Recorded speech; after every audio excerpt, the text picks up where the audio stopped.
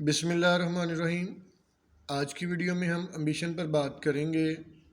Ambition کے اندر amino acid اور folk acid ہے، یہ باہر کا برانڈ ہے۔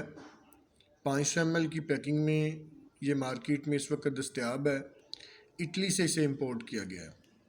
آج کی ویڈیو میں ذمہ دار بھائیوں کو یہ بتایا جائے گا کہ امبیشن کا استعمال کس طرح سے کرنا ہے، کن مراحل پر ہم امبیشن کو استعمال کر سکتے ہیں، اور کون سی فصلیں، سبزیاں اور باغات جو ہیں ان کے اوپر اس کا سپرے ہو سکتا ہے، اور امبیشن کے فائدے کیا ہیں۔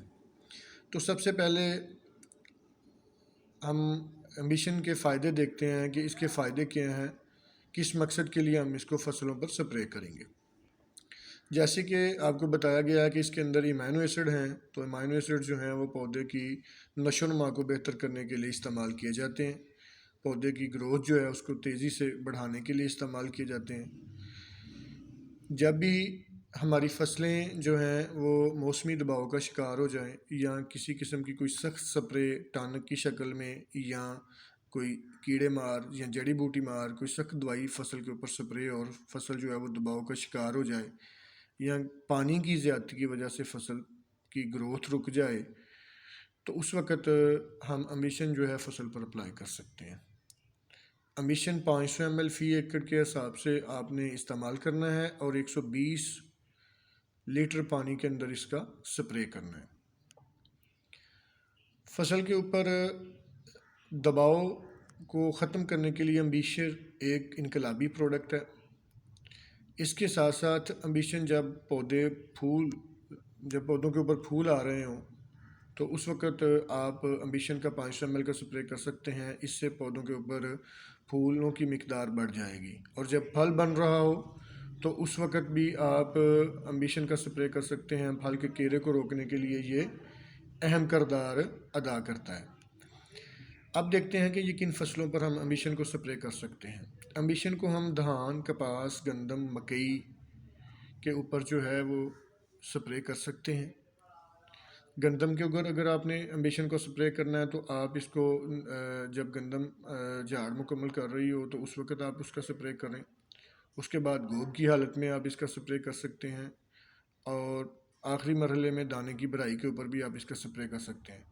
امائنو ایسڈ پودے کی اندر کلوروفل کے عمل کو تیز کرتا ہے، اور پودا گہرا سبز ہو جاتا ہے، جس سے دانوں کی بھرائی میں کافی زیادہ معاونت ملتی ہے، اور پودے کی نشو و نما بھی بہتر رہتی ہے۔ دھان کی فصل کے اوپر بھی آپ امبیشن کو اسی طرح سے استعمال کر سکتے ہیں۔ جس وقت گوب کی حالت میں دھان کی فصل ہو اس وقت آپ امبیشن کا استعمال کر سکتے ہیں، اور بھرائی کے ٹائم پر بھی، دانوں کی بھرائی کے ٹائم پر بھی آپ امبیشن کا استعمال کر سکتے ہیں۔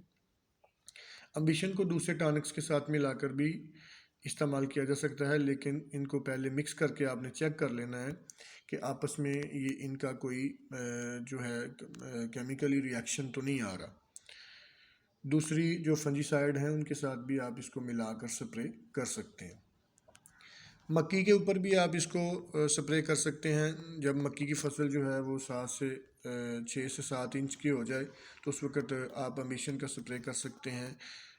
مکئی کی فصل کی گروتھ بھی بہتر ہوگی، اور مکئی جو ہے وہ تیزی سے جو ہے وہ اپنا قد بھی بنائے گی۔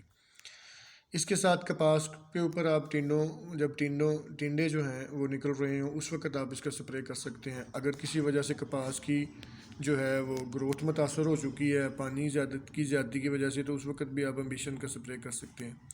اسی طرح سے جتنی بھی سبزیاں ہیں، جس میں آلو ہے، پیاز ہے، ٹماٹر ہے، مرچیں ہیں، مٹر ہیں، اور بھی جتنی بھی سبزیاں ہیں ان کے اوپر بھی آپ امبیشن کا سپرے کر سکتے ہیں۔